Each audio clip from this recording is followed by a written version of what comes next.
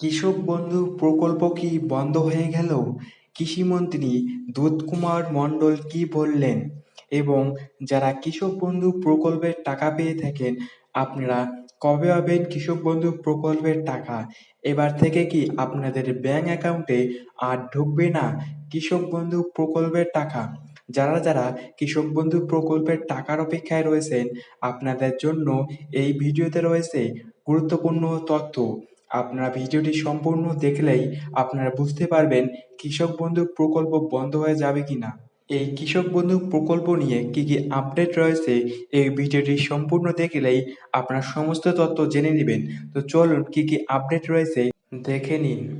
আজকের এই ভিডিওটি পশ্চিমবঙ্গের লক্ষ লক্ষ কৃষকদের জন্য অত্যন্ত গুরুত্বপূর্ণ, কারণ কৃষক বন্ধু প্রকল্প নিয়ে নতুন করে আলোচনা শুরু হয়েছে। অনেকেই জানতে চাইছেন কৃষক বন্ধু প্রকল্প কি বন্ধ হয়ে যাবে? যারা বর্তমানে টাকা পাচ্ছেন তারা কি ভবিষ্যতেও টাকা পাবেন? নতুন করে আবেদন করতে হবে কি? কেন্দ্রীয় সরকারের কোনো নতুন প্রকল্প কি চালু হতে চলেছে? আজকের ভিডিওতে আমরা এই সমস্ত বিষয় বিস্তারিতভাবে আলোচনা করব, তাই ভিডিওটি শেষ পর্যন্ত দেখুন। বন্ধুরা, কৃষক বন্ধু প্রকল্প বহু বছর ধরেই পশ্চিমবঙ্গের কৃষকদের আর্থিক সহায়তা দিয়ে আসছে।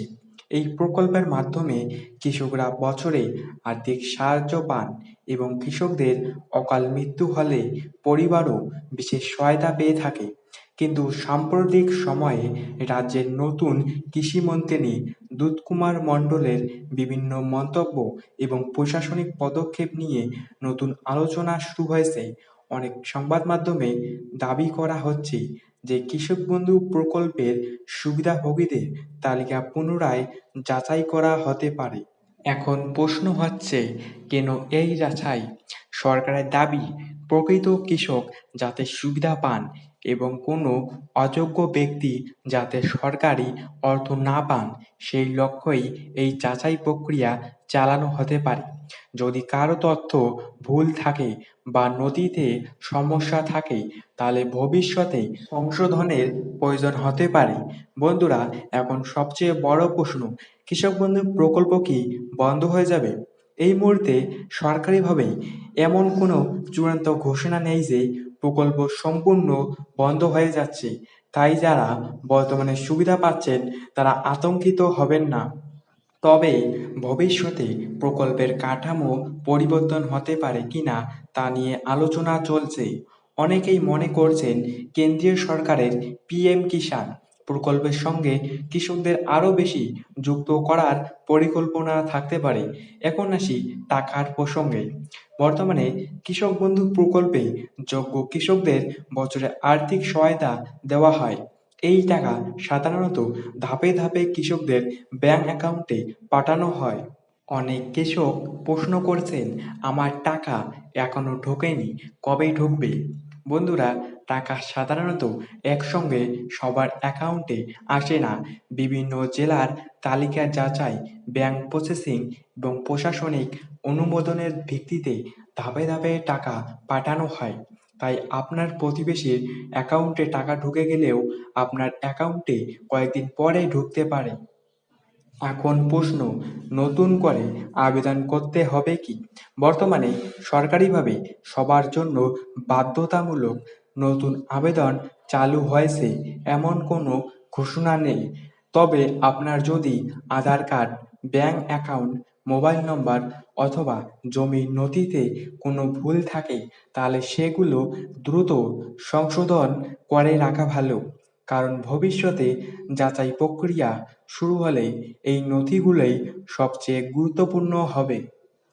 নতুন কোনো প্রকল্প আসতে পারে কি?